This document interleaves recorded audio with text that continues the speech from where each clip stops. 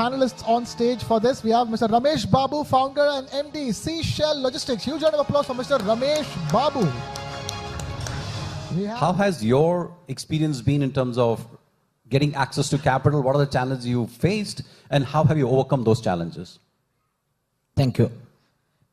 Thanks for having me here. And yes, as you rightly mentioned, like I'm representing logistics, but basically Seashell Logistics is a shipping company. So I come from a shipping background and a supply chain related, which is needed for the trade altogether. And the hot topic with Trump, the tariffs and all. So coming back to your point and your question is, when I look back, and yes, I mean, it is a very tough journey. It is not an easy, like all of you, all the entrepreneurs who are there should have been passing through, but milestone should have been different, the years should have been different. But as you mentioned, we are privately held, and we do not also have any kind of a private equity or any kind of a funding, but largely dependent on the banks in fact. So, I mean, I got surprised myself initial days, like with the traditional approach of industry for so many years, and I'm talking about 2 decades, not older than that.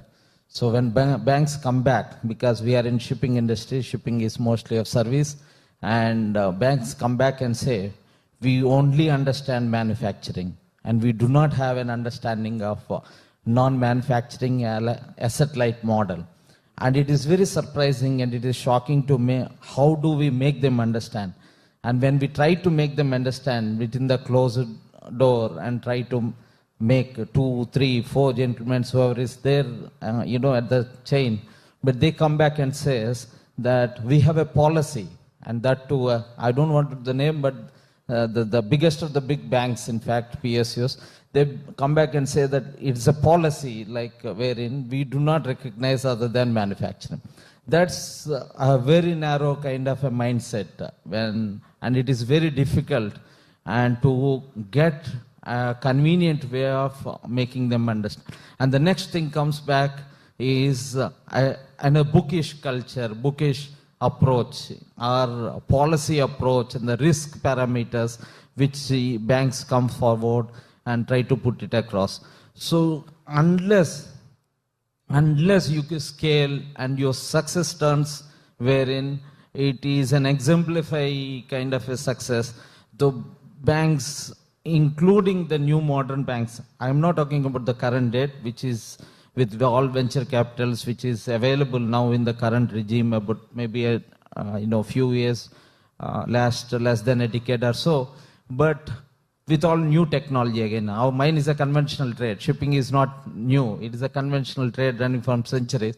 So it's very tough, difficult journey. I still think that it is still, certain part of this mindset is still with the banking and capital, even at this moment. I absolutely hear you, because now we actually in an environment we're talking of deep tech, we're talking about technology, where there is no physical inventory to put before a credit officer to say, okay, this is there. It's IP. I spent 30 crore developing an IP, which doesn't have a market today, but at some point it's going to be future. But how do you price that?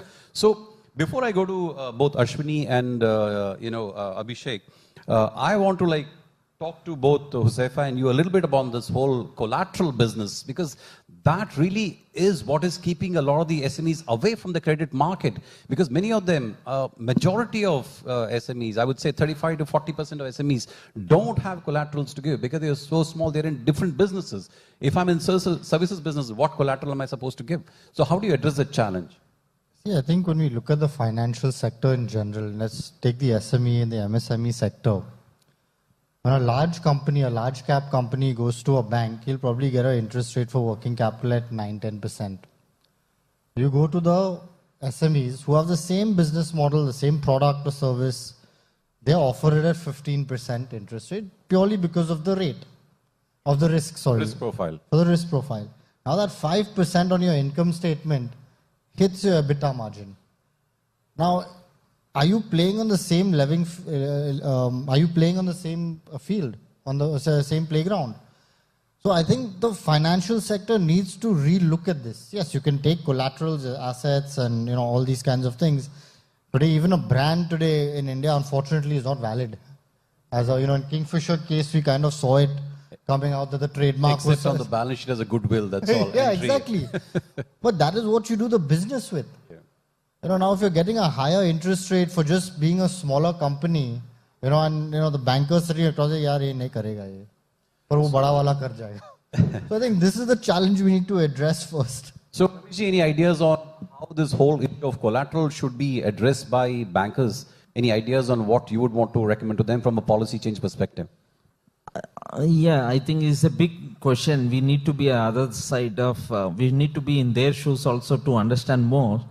But yes, initially to start interacting or the relationship with any new enterprise, there is a risk parameter definitely one has to be looking at and then seeing.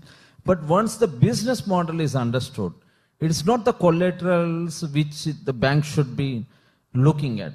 Bank should stop looking at this bookish theory of collateral. It is a business model which is important. It is the business what the enterprise is, value of the enterprise which is running, and the generation of value that enterprise is giving to the community as well as the economy as a whole is something the bank should be looking at. And this is my perspective, and this is what I look forward the banks to change in their mindset. Excellent. Okay. So, getting to the end of this panel, but Rameshji, one question which I want to ask you, like, when you think of your future growth, obviously you want to expand, you want to scale, you want to, go to newer markets as well. How do you approach this whole issue of fundraising for yourself? You have to necessarily move out of this whole credit environment. You'll have to probably look at private equity as well and venture capital as well.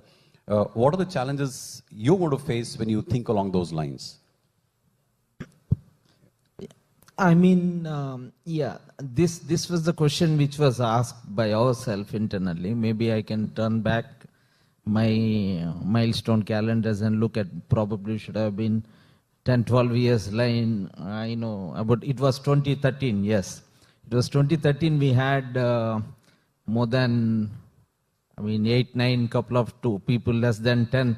I think 7, 8 IMs which have been there. So the idea was strategically to grow and have that. We have IIM Ahmedabad, Bangalore, Calcutta, and we have many of them. We were discussing, and that size of my organization when we were doing was at about, we were doing 150, 130 crores was the size. And we have come to the point, at that point of the discussion, that it is the private equity is the necessity for us, for sure, to have the growth. To that time, we were looking at about 700, 750 was the aim which we were making.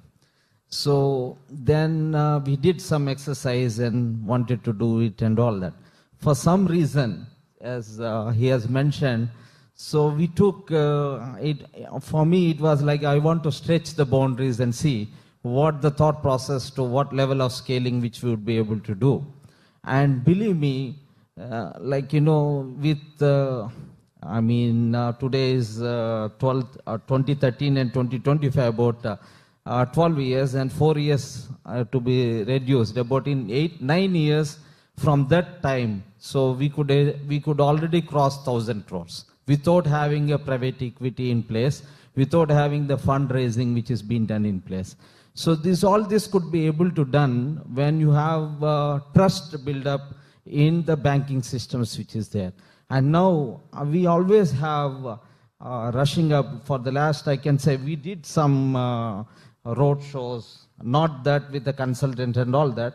Whenever I am in London, I used to go around and meet the people, interact. Not that we wanted to understand what is happening. Being a shipping in London is something which is, very, this important location for us. We keep traveling.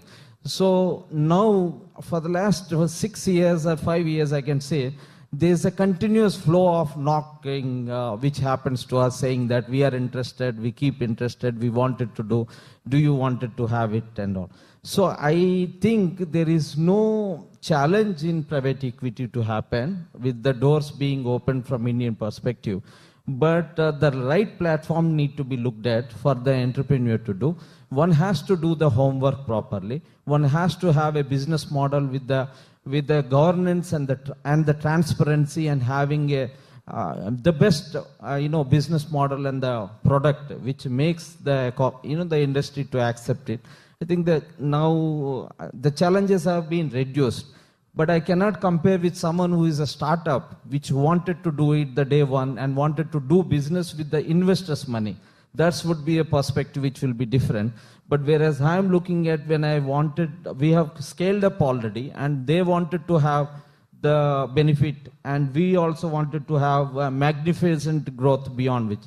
But we see now at this moment as a Seashell, we are looking at not for private equity, but going to an offering of public as and when we wanted to do it. This is what I think my journey says. Okay. Thank you. So before I go to Abhishek, I want to quickly explain your choice of going for an IPO rather than a private equity, and I also want whoever to add to that once maybe.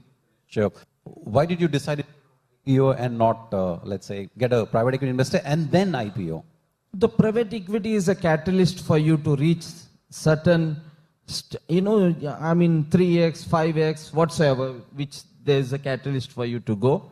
And that brings with the ecosystem. One, with the technology, definitely. You can invest money in the technology. You can invest money in compliance. You can invest money in the other ecosystem which supports you to go the catalyst for the growth. But when your dream or once your story is being convinced by the banks by themselves, which they are interested in to come forward, and you have trust in your own journey going forward, I think the banks can be part of it to reach there, and then unlocking the value is something which you will be looking at.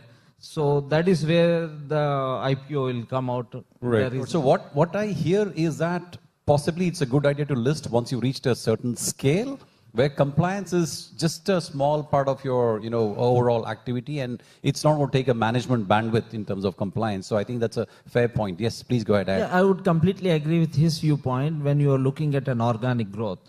But when you are looking at scaling up for inorganically, you need to have enterprise value and unlocking the value. I mean, this is my perspective. Yeah. Josefa has actually acquired albeit small companies, from internal accruals as well. Back to you, Krishna. Right, thank you, Shri. Let's quickly have a photo opportunity as well for the wonderful panelists for this wonderful conversation. Requesting the audience to again give them a huge round of applause. It's been a fascinating conversation on capital, the capital calculus, and how it's set to build the future.